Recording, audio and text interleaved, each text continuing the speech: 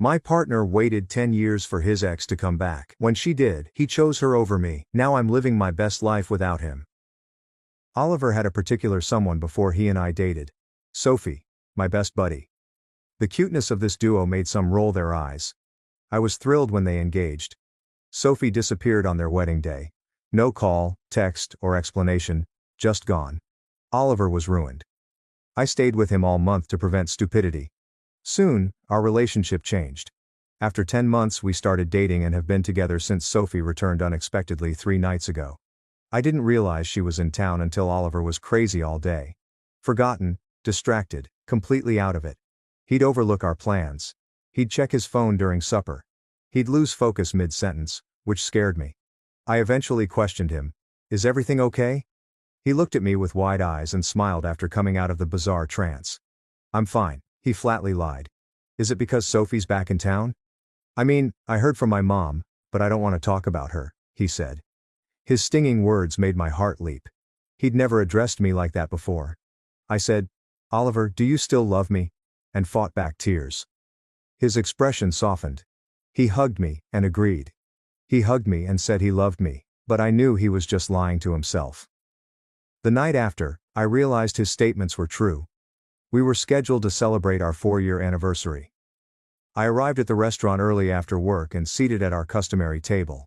I ordered his favorite wine, placed my present on the table, and waited. I waited 2 hours, checking my phone every 3 minutes, terrified he was hurt. I got a text after 4 hours of waiting. Can't attend. Something happened. The end. Just 8 words. No call. But I knew his whereabouts. I drove to the park where the 3 of us used to hang out in college, near the lake where we'd speak till daylight, and saw them on the bench. Oliver gazed at her patiently. Something he never did in our 4-year relationship.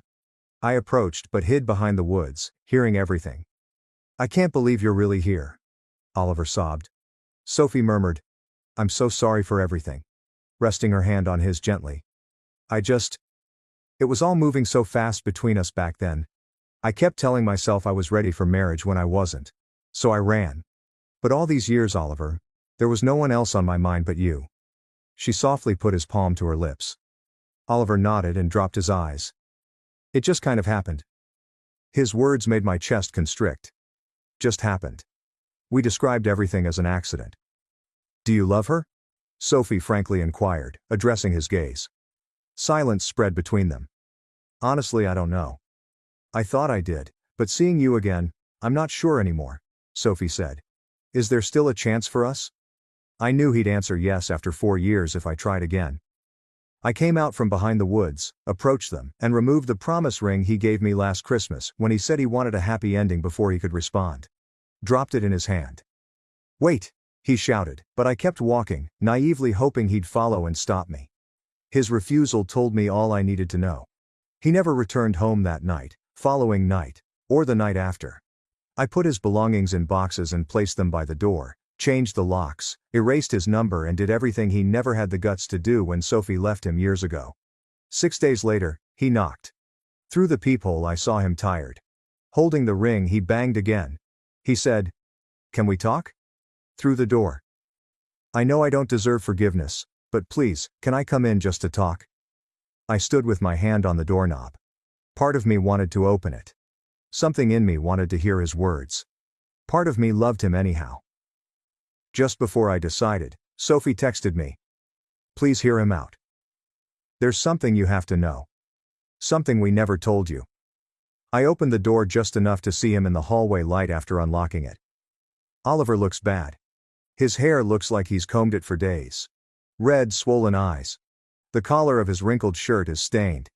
Despite the scorching sensation, he can't let go of the promise ring. I check my phone again and read Sophie's message. The words still make no sense after 5 seconds. Oliver starts to speak, but I stop him.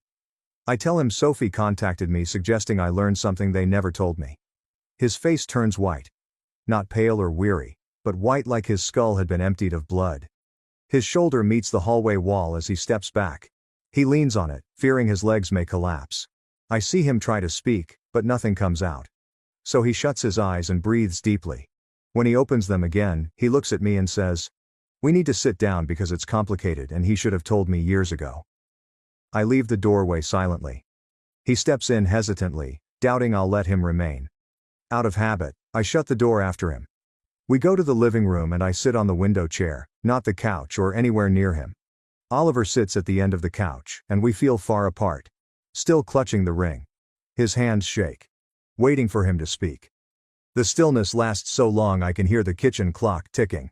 Oliver speaks last, with a gruff, crying voice. He denies that Sophie departed their wedding day due to cold feet or commitment anxiety.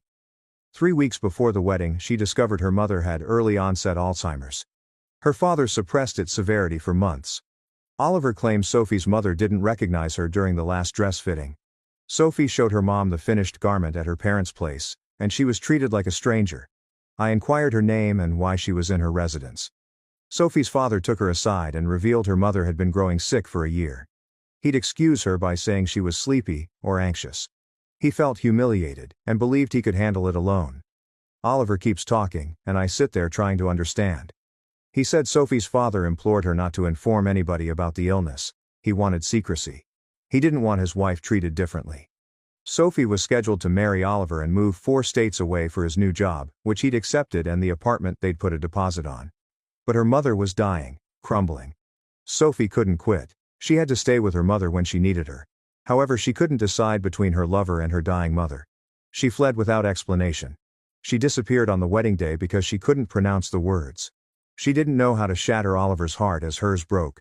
Something shifts inside me as he says. My rage turns to uncertainty. My 4-year-old tale is entirely changed. I felt she was terrified, and left Oliver without considering the Sophie selfish consequences. But this is different. I don't know what to do with this impossible and dreadful situation. I ask Oliver why he never told me. Why he let me assume Sophie destroyed his heart without explanation. My voice sounds harsher than intended. Looks down at his hands, and the ring shines. He discovered the truth 7 months ago. 7 months. Half our relationship. Sophie eventually contacted Oliver after her father's stroke to apologize and explain why she fled. Oliver has carried this information since. Knowing Sophie didn't leave because she stopped loving him. Knowing she fled because she was drowning in an awful circumstance and couldn't beg for help. I see it in his eyes as he says, "This matters daily since he learned. He knows the truth about her and is with me every day. He claims he didn't inform me because he thought it didn't important. Sophie was gone and they were making something genuine. He believed he could hide the facts without consequence. I now see it influenced everything. His occasional zoning out. He'd grow silent when others mentioned weddings or sick parents, and he never appeared there even at our happiest moments. I question him directly if he's spoken to Sophie in the previous 7 months. Question lingers between us. Oliver pauses. A few seconds felt like eternity. He confesses they've sent a few emails concerning her mom's illness and dad's recuperation. Checking in. Nothing sexual or indecent, but those emails make me sick since he's been emotionally engaged with her all along. He's been thinking about her and worrying about her position, promising me a future, giving me the promise ring, and talking about our happy ending. Oliver's quicker speech must be a reaction to my look. He claims the emails were benign. He never intended to act on emotions. It seemed he had everything under control. Sophie returned to town to assist her father sell the house. He can't handle it alone after the stroke. She returned to manage the estate and appeared here. Not simply words on a screen, here. Her presence demolished Oliver's barriers. Every manner he'd told himself he was over her. He's been a mess trying to reconcile his feelings with his expectations. Thinking about if what we have is real, or whether he's simply using me as a safe spot to bury his unresolved feelings. As he speaks, I understand he's lied to us and possibly himself. No longer able to sit, I rise up. He must leave, I say.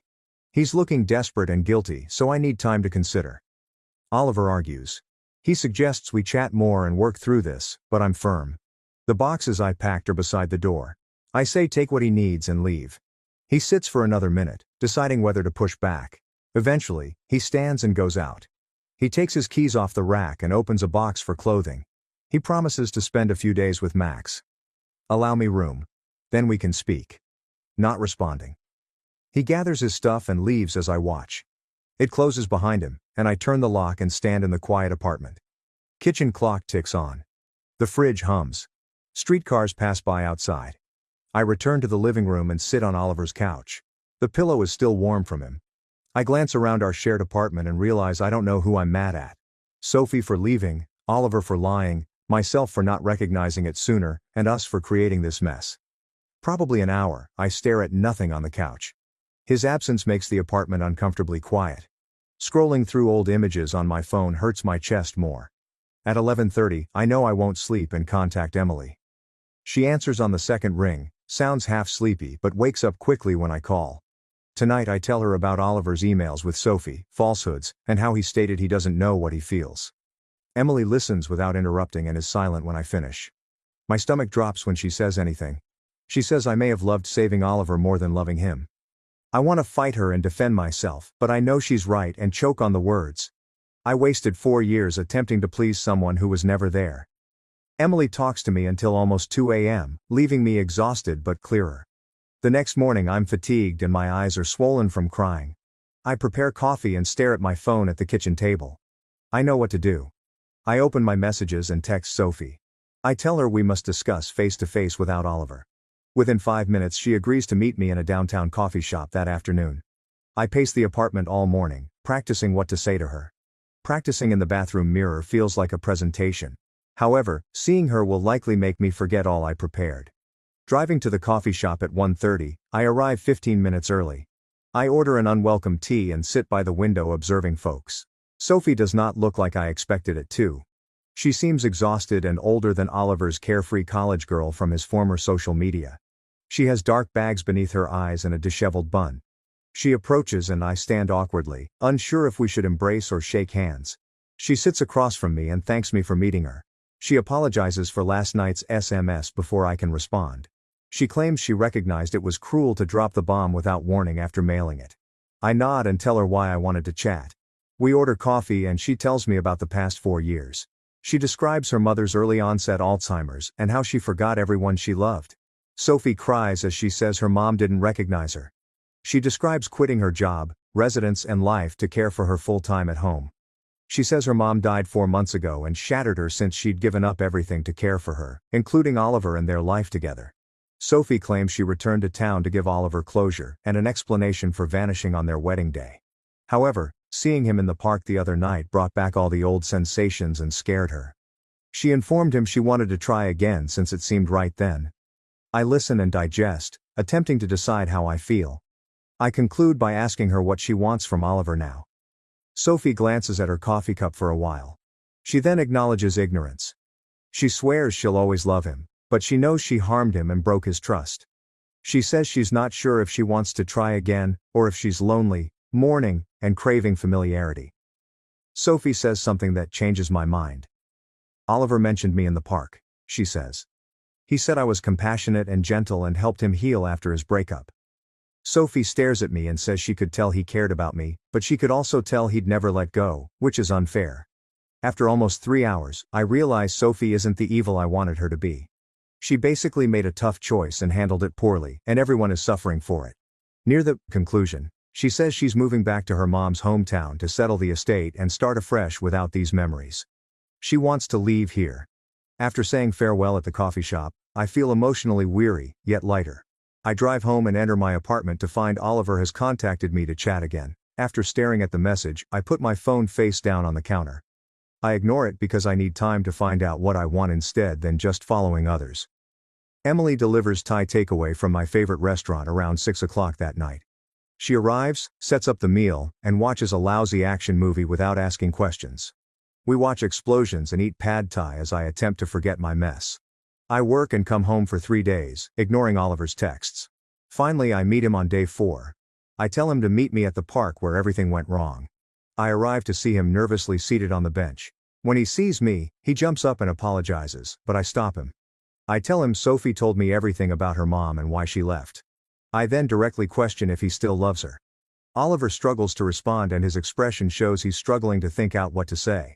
Finally, he admits to not knowing his feelings. Seeing Sophie brought back all the pain and love from before, but being with me has been comfortable and safe. Comfortable hits me hard. I tell him I want more than comfort and safety. That I deserve someone who knows they desire me without hesitation. Oliver looks heartbroken but doesn't dispute since he knows I'm correct. Oliver and I get up from the bench, unsure of what to do. I suggest taking a true break, not just a few days of him living with someone else, to find out what we want independently. He looks at me and asks if we're splitting up. Honestly, I don't know yet, but I know I can't keep waiting around while he decides if I'm enough for him. My voice is clear despite my constricted chest. Oliver strokes his hair and nods gently. We agree to let him stay with Max for 3 weeks without talking. No texts, calls, or intentional encounters. He wants to hug me farewell. I shake my head because if he touches me now, I may change my mind about everything. I walk alone to my car and turn off the radio to drive home. Just sitting in quiet processing what transpired. The flat is too quiet when I arrive, so I phone Emily to come over. She arrives an hour later with champagne and ice cream without questioning. Stays on the couch with me as I weep. The next week at work is terrible since I'm upset and can't focus for more than 5 minutes. I forget half my slides and ruin a client presentation. Helen observes when I zone out at a team meeting when someone is talking to me. A frank 50-year-old divorcee, she doesn't take bullshit. She interrupts me making coffee in the break room after the meeting. She stands between me and the door and asks what's wrong since I've been zombie-like for days. I attempt to blame it on fatigue, but Helen crosses her arms and says she doesn't believe me. She breaks me down with her directness, and I tell her everything about Oliver and Sophie, the park, and the separation. She listens without interrupting or criticizing, nodding sometimes as I tell my complicated story. She's silent when I finish. She recounts her first marriage to a man still obsessed with his ex-wife. Helen claims she spent 5 years preparing his favorite dishes, supporting his profession, and being patient while he worked through his issues. But she was competing with a ghost who had a pristine recall of someone who was gone. She recognized that she was competing against a concept, not a person, and could never win. Helen looks me in the eye and says, "The kindest thing I can do for myself is walk away and let Oliver figure out his mess without me waiting in the wings like some backup option." I know her words are real, and they sting. She squeezes my shoulder and tells me I deserve someone who picks me first, not someone who loses everyone else before appreciating what he has. I return to my work feeling raw, but lighter, like someone finally let me put myself first. I focus on work to forget Oliver as the days pass slowly.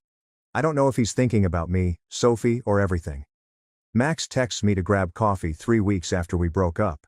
I'm surprised he's reaching out since Max was Oliver's college friend before I met him, but I agree to see him the next day at a cafe near my workplace. Max is already sitting at a corner table, looking uncomfortable when I arrive. He rises up when he sees me and we awkwardly debate hugging. After ordering coffee, Max just brings it out. He says Oliver failed miserably. Lacking food and sleep, he stares at his phone for hours, unsure who to contact. Max says Oliver has been on his sofa for 3 weeks, and it's painful to see him come apart. Nodding and waiting for him to continue is all I can do. Max is upset with Oliver since he's seen him squander years in the past and present, never committing to anybody. He says Oliver is immobilized because he's afraid of making the incorrect choice and being alone, therefore he's never honest with himself. Max adds, "I deserve better than being someone's backup plan, even if Oliver doesn't consciously see it that way." It's like Helen told me, and I feel it in my chest. I ask Max if Oliver still loves Sophie. He sighs and covers his face before responding. He believes Oliver still loves Sophie, but he also believes Oliver has actual feelings for me that became twisted with gratitude and dread of being alone when she left. Max advises Oliver to select what he wants, not what feels secure or what he should desire. He apologizes for being forthright but believes there must be honesty about this circumstance. After coffee, Max hugs me and tells me to take care of myself no matter what Oliver does. I drive home feeling tranquil, like everything are finally falling into place, even though nothing is settled. Sophie's name appears on my phone that night. My pulse races since we haven't talked since that coffee shop discussion weeks ago. When I respond, she seems scared and speaks rapidly. Terrified I'll hang up. In 3 days she's leaving town. She'll work in her mom's hometown to escape the memories, heartache, and convoluted past. Sophie wants to meet again before leaving to tell me something significant about her last talk with Oliver.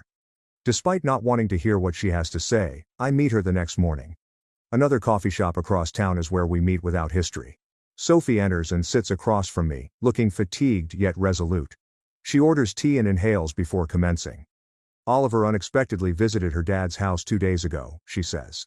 He informed her he's been thinking about everything, and understands he's been unfair to us by hiding his sentiments. Oliver said Sophie he never stopped loving her, but he's formed a meaningful relationship with me, and is afraid of making the wrong choice and ruining someone. Sophie's eyes wet as she talks, and I can tell she struggles. She informed Oliver she's going because she can't let him hurt someone like she did 4 years ago. Sophie stated that she won't return to this city and that he should make his decision on our relationship.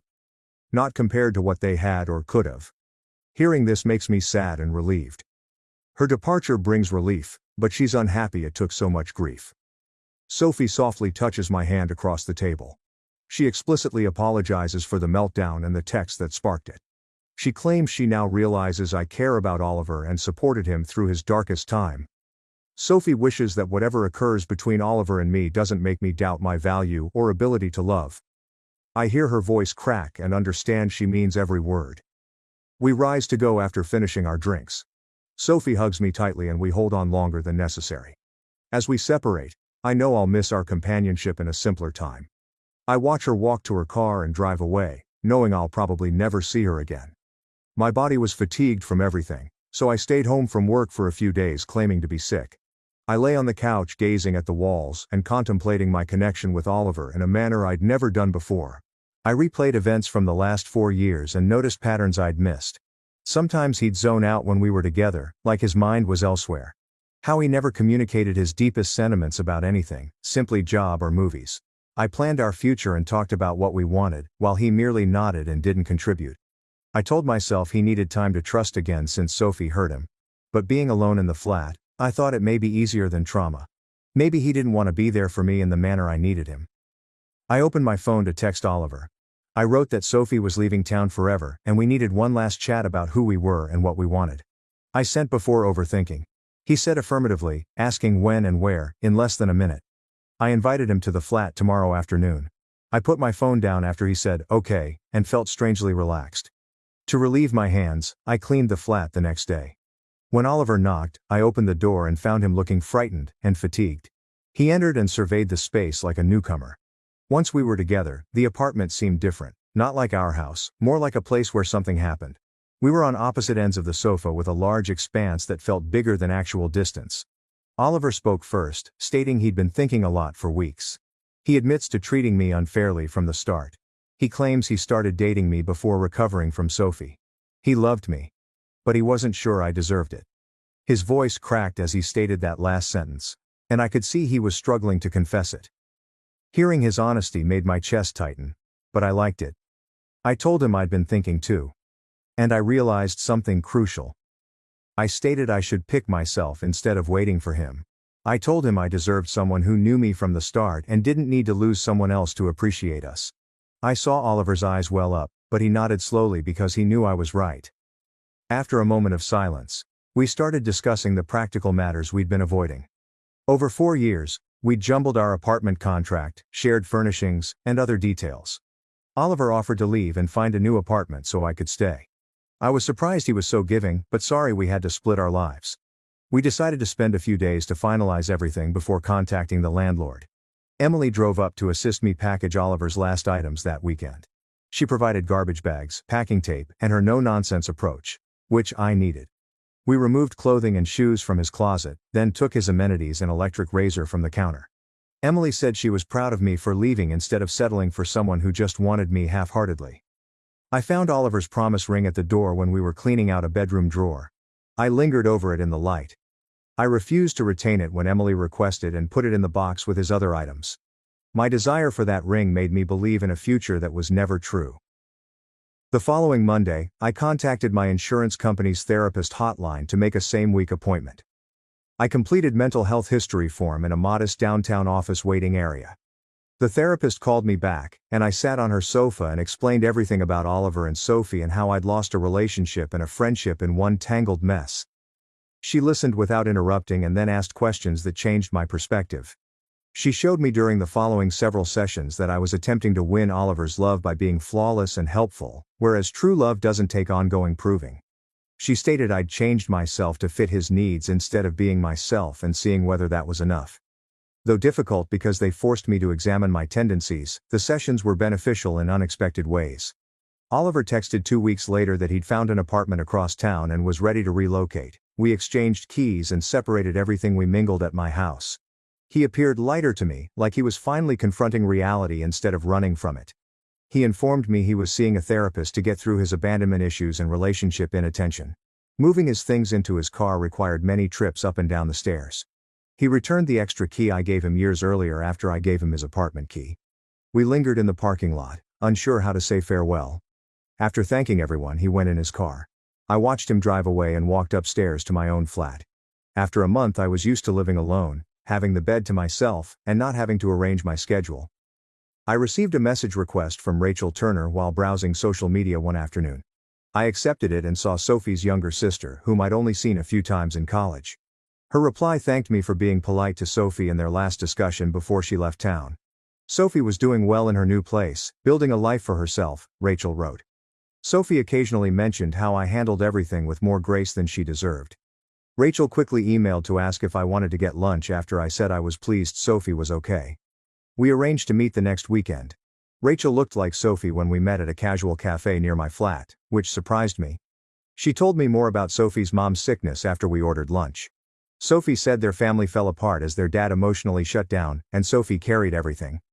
Rachel stated she was too young to help and has felt guilty about it ever since seeing her sister die for their mom. She described how their dad denied aid and insisted he could manage it when he couldn't. Rachel lowered her voice when she mentioned visiting the house and witnessing how horrible things had gotten. How their mom no longer recognized anyone, and their dad was barely coping.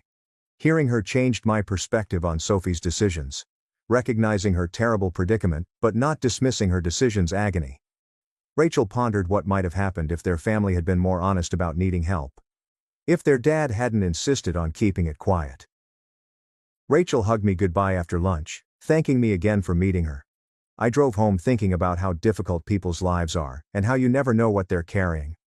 I spent the next week perfecting a large advertising pitch for a new client, staying up late most nights. Helen stopped by the doorway when I was studying slides in the conference room. After looking at me, she stated I seemed lighter. She entered and sat across from me after I inquired what she meant. She said I'd been standing taller and not hunching my shoulders to save room. I missed it, but she was correct. Somehow, I changed in recent weeks. Helen thought I'd quit carrying others' weight. Hearing her say that made me understand it had occurred. Oliver's grief, Sophie's shame, and my worry of not being enough were with me. All of it was eventually taken down. Sitting in that meeting room, I felt liberated. How much energy I'd wasted on things I wasn't responsible for. 3 months after Oliver left, a deleted but recognizable number texted me. He wanted to meet for coffee to speak as friends, not to reunite. I pondered the message for a while, wondering if I was ready. Part of me wanted to dismiss it and go on. Part of him wanted closure, to see whether he'd changed, or if this was simply another attempt to assuage his guilt. We met at a downtown coffee shop on Saturday morning after I texted yes. He was sitting at a corner table when I arrived, calmer and more content than I remembered, not fidgeting or checking his phone every few seconds. After ordering beverages and sitting down, we had an awkward moment where neither of us knew how to start. His final message thanked me for meeting him and stated he'd been wanting to contact me for weeks, but wasn't sure whether I'd respond. Oliver started telling me about his treatment, how his counselor was forcing him to face why he was always terrified of being alone.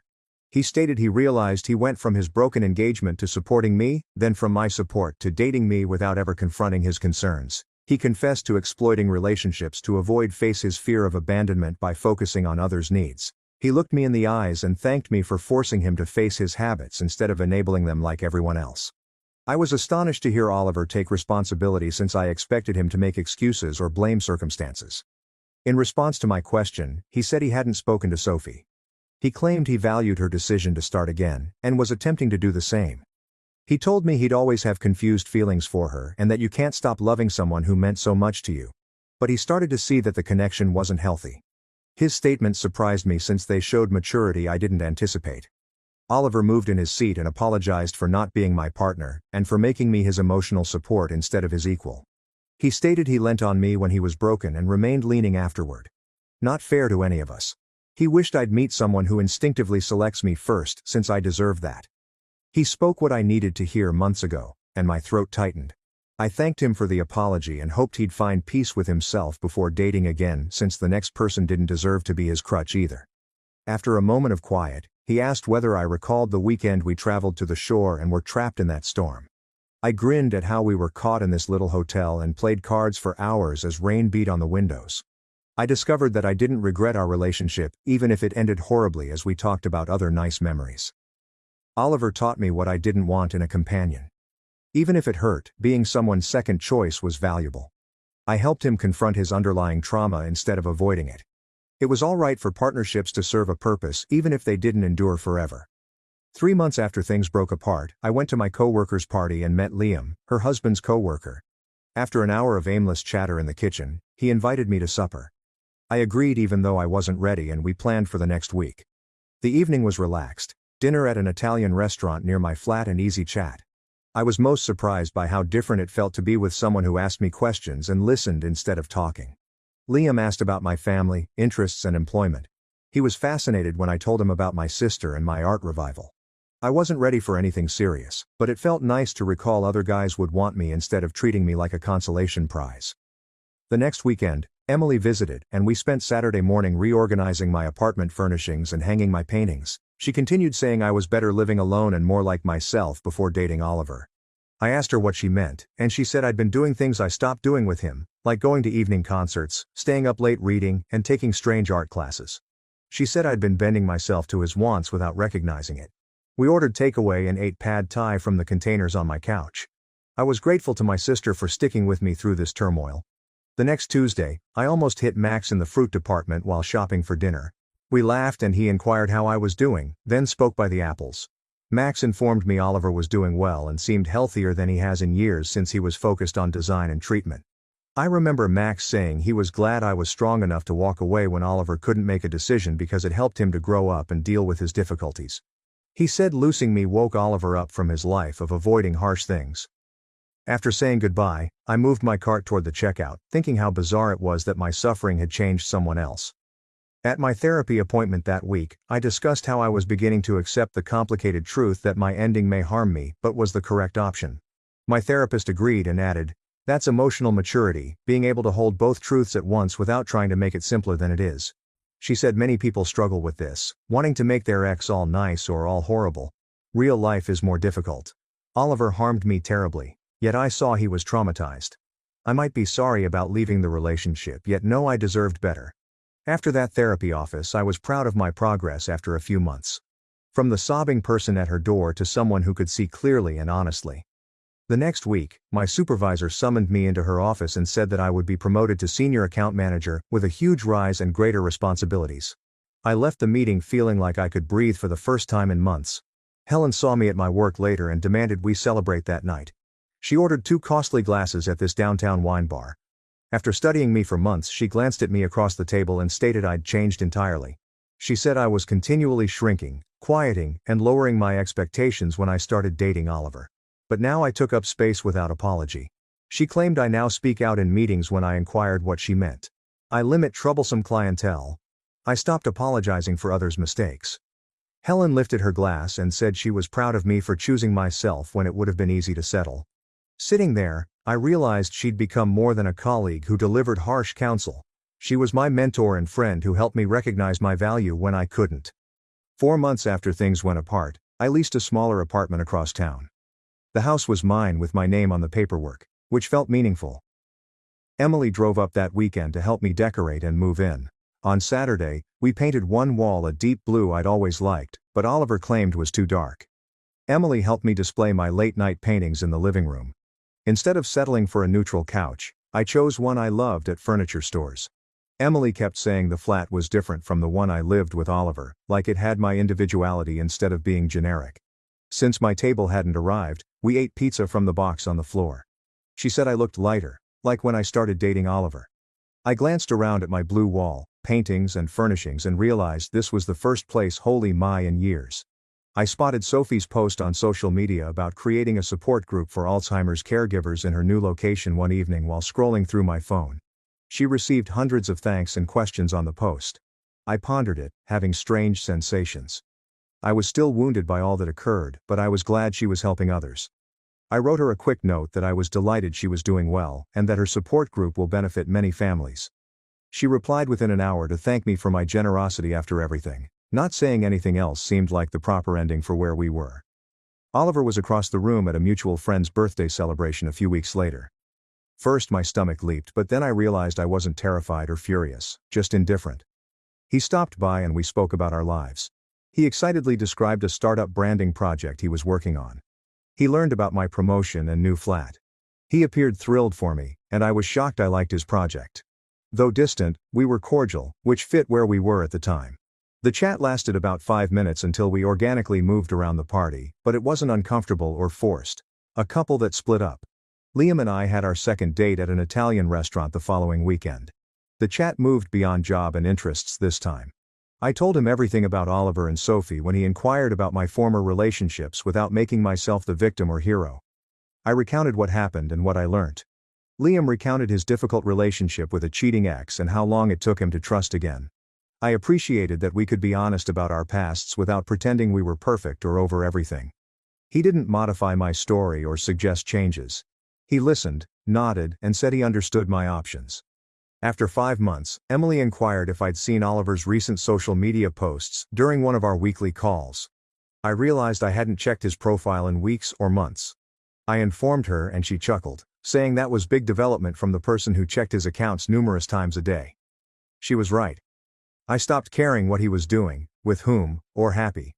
I concentrated on my life and progress for the first time in years. We chuckled at how far I'd come since the first night I arrived to her apartment weeping and checking my phone. Helen grabbed me aside one afternoon at work and said she'd observed something. Faye, a younger coworker going through a horrible breakup, was my lunch buddy. Helen said she overheard me telling Faye the same honest counsel she'd given me months before about not settling for crumbs and valuing herself. I hadn't considered it, but she was correct. Sharing the insight that helped me see clearly while I was drowning in uncertainty. It was satisfying to assist someone avoid my blunders by sharing my sad experience. Liam took me to a great taco eatery on our third date. After that, we strolled around the area looking at old houses. He kissed me goodnight as he guided me to my car. I didn't compare it to kissing Oliver or doubt my readiness or decision. At that time, someone seemed really interested in knowing me. We planned to hike the next weekend, and I was thrilled to get to know him more rather than nervous. 6 months after debating whether to allow Oliver in, I was calling Emily about holiday preparations from my own apartment. She directly asked me whether I was pleased. And I contemplated it. Yes. But not in a fairy tale sense. It was a calm, grounded happiness. It would have been easy to pick him. That decision brought me to my real life. Rachel's handwritten note arrived on Tuesday in a pale blue envelope. She wrote that Sophie wanted me to know her support group had benefited scores of Alzheimer's families and she'd found meaning in her new life. In her bottom message, Rachel thanked me for being polite to her sister when I had every reason not to. I read it twice and magnetized it on my fridge. It reminded me that people are complicated and messy, and sometimes they hurt you without trying to. But grace is always worth providing, even when it's hard. I received a text from an unknown number while putting lights in my apartment around the holidays. Before seeing the message, I almost erased it. Oliver requesting contact, inform me of his well-being. Single for 6 months, focused on myself. I appreciate our time together. After staring at it, I typed that I was glad he was finding peace. Additional mails were exchanged. Simple, courteous life updates. The talk naturally ended, and we went our own ways. After hanging the lights, I felt peaceful. No anger, no grief, simply acceptance that we were each going our own ways. After 2 months with Liam, I noticed how different everything seemed. Always texted me in the morning. He planned a week ahead. He phoned when he said he would. I commented in therapy how unusual it felt to be with someone so constant. My therapist grinned. She noted that I was now experiencing being someone's first choice, not their backup or comfort zone. Her remarks hit me hard because she was right. I always felt like I was battling with a ghost to be chosen by Oliver. I had nothing to prove with Liam. No questions, no worries. He simply showed up. While eating at an Italian restaurant, Liam asked me what I wanted in a relationship. The question surprised me because most guys don't ask that. I thought about it and set my fork down before replying honestly. I told him I needed someone who selects me without hesitation, shows up regularly, has worked to be emotionally open, and doesn't make me worry whether I'm enough. Liam grinned and stated he shared your desire to build something great together. I grinned and was cautiously sure we were. 7 months after everything changed, I was enjoying coffee in my apartment on a Saturday morning and admiring my new surroundings. My advancement at work increased my compensation and responsibilities. Bi-weekly treatment kept me grounded. My bond with Helen, who became a mentor, and Rachel, who we had lunch with to chat about her sister and life, grew. Liam, my boyfriend, treated me the way I deserved but never understood. Oliver taught me relationship pitfalls. I learned to choose myself even when it was hard and terrifying by leaving him. Life wasn't perfect and I still had lonely, uneasy days. It was my apartment, options, future, options,